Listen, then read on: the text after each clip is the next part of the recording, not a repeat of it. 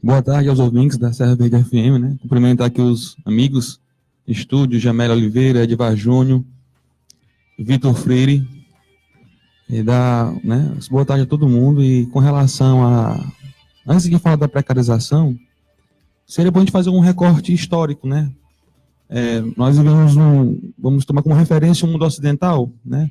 Europa, Américas, né? América do Norte, América do Sul, América Central, que é o pensamento vigente que orienta as nossas condutas, né? Com relação a práticas sociais e pensamento, né?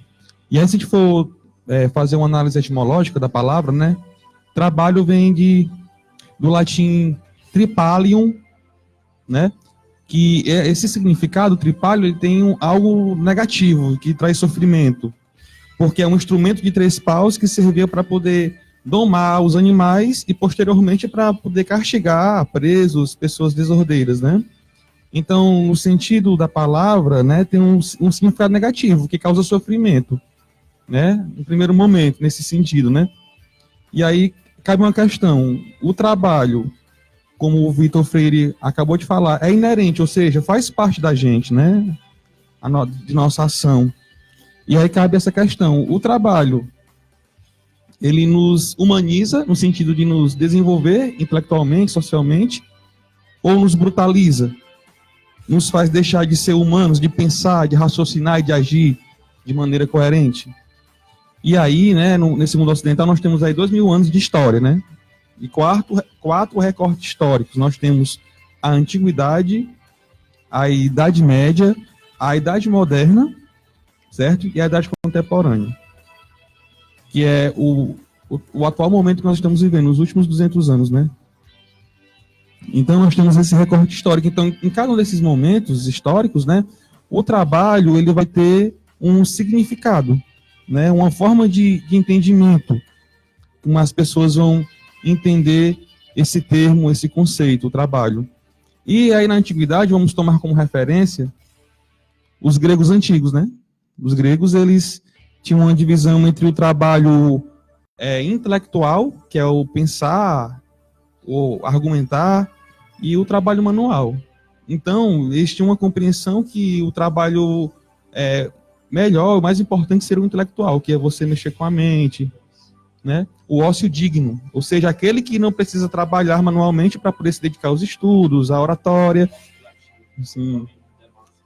Sim.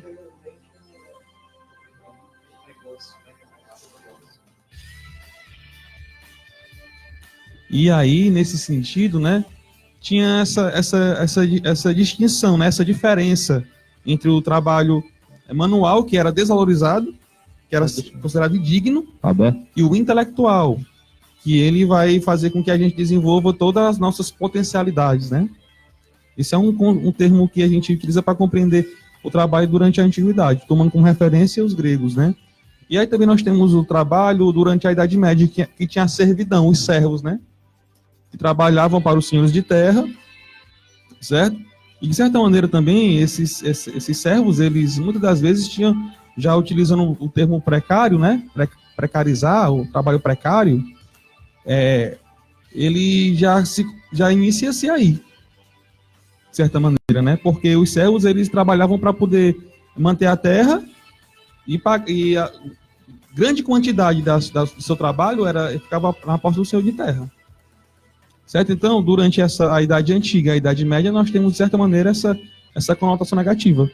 Mas aí, quando a gente vai mudando da Idade Média para a Idade Moderna, o trabalho muda, mais uma vez, a sua configuração, que antes era negativo, de exploração sobre o escravo e sobre o servo, agora não. Com a mudança de poder, né? Capitalismo. Surge aí o capitalismo, o sistema econômico vigente até hoje, nos últimos 500 anos, né? E aí o trabalho, ele vai ter uma outra conotação. O trabalho, no lugar de maltratar e causar sofrimento, o trabalho dignifica o homem. Olha aí, a mudança. Então vai haver um processo de valorização do trabalho e daquele que trabalha.